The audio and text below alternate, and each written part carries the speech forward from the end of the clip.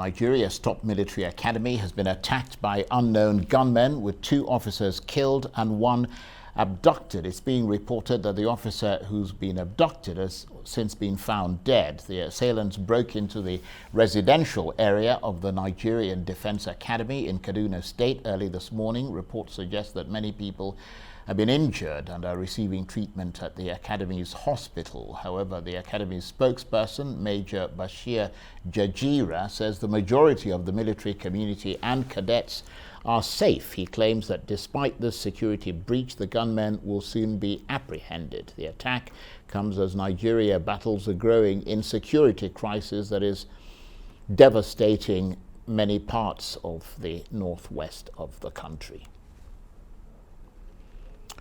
Well, for more on this, I'm joined by the security and defense analyst, Dr. Kabiru Adamu, who is also CEO of Beacon Consulting, a security firm. Thank you very much indeed, Dr. Adamu, for joining us. So yet another brazen attack at the very heart of Nigeria's military establishment. Just bring us up to date with what you know about this incident. We're hearing that the major who was kidnapped is now dead. We're also hearing that the people who kidnapped him are demanding 200 million naira.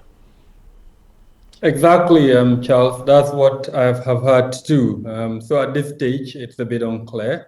I mean, if it turns out that he's been killed, then the likelihood of who the perpetrator is, it could be one that was motivated by the need to exact vengeance, and that would explain probably the speed with which the victim was killed. The other possibility is that perhaps he attempted to escape, or even fought and then they killed him. But then I think so far it's been very unclear who the perpetrator is. We were told that they were dressed in military fatigue. That is how they were able to gain access into the academy. We were also told that they fought their way, frankly, into that particular part of the academy. And then after the attack, they were able to escape, even though there are conflicting reports that suggested there was an attempt by the security agencies to arrest them or kill them. But then somehow they were able to leave the academy with the person that appears to be either dead now or still a captive in their hands. So it's so far, unfortunately, not very clear. However, like you indicated in your opening remarks, this is one of the most respected military institutions in the country. It trains military officers.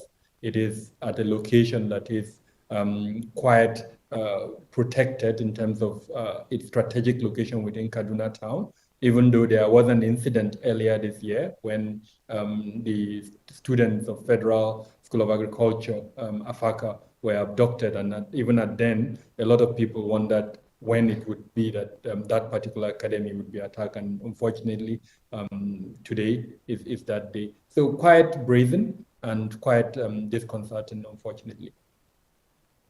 Well, I mean, given what you've just told us, Kabiru, how embarrassing is this for the Nigerian authorities? I mean, taking place as it has inside a key military facility.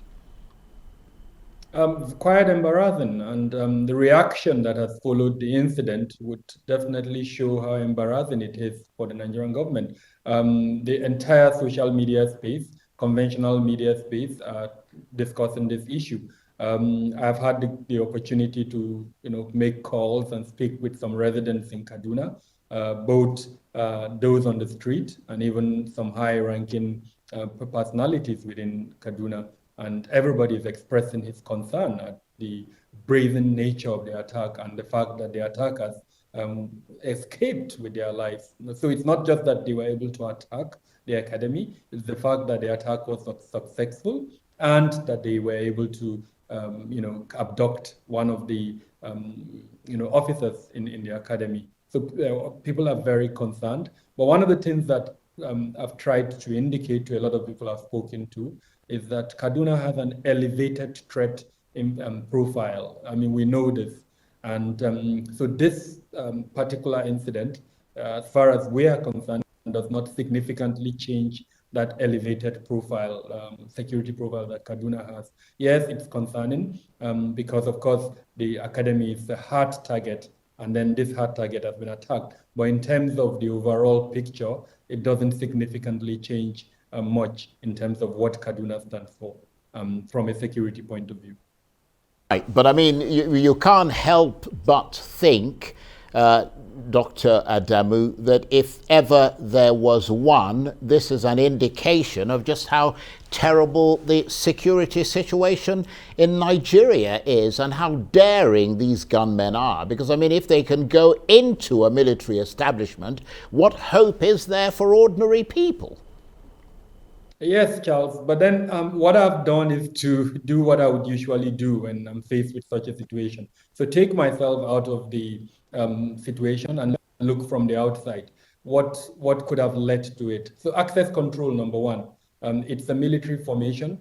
How do people who are not part of that establishment able to gain access into that military formation? So clearly, access control issues, physical security measures were lacking or deficient. Access control was deficient. And then more importantly, like I mentioned earlier on, the fact that they did carry out the attack and were able to escape also says a lot about the posture, the security posture in that environment. And then, so many questions will come up from these two that I mentioned. Number one, as a nation, we do not have a database for retired or dismissed security personnel.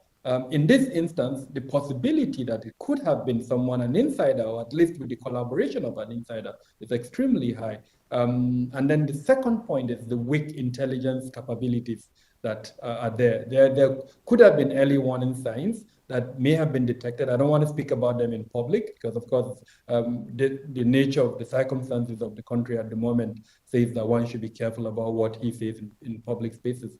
But there could have been early warning signs that if there were intelligence capabilities that were effective and efficient, would have picked up on those early signs that would have told that academy that an attack is impending. And that means they would have elevated their security posture to prevent that attack if it does occur. Unfortunately, none of that happened. So clearly, very concerning. And I hope it would be a wake-up call for everyone that is involved in security in the country.